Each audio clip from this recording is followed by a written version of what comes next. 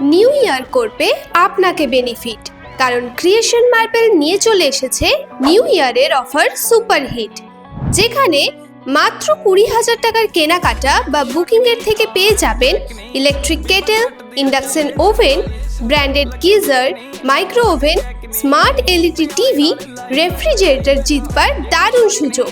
এবার বেডরুম থেকে বাথরুম সাজবে নতুন ছন্দে। যখন টাইলস থেকে মার্বেল, গ্রানাইটের হিউজ কালেকশন পেয়ে যাবেন আপনাদের ক্রিয়েশন মার্বেলে।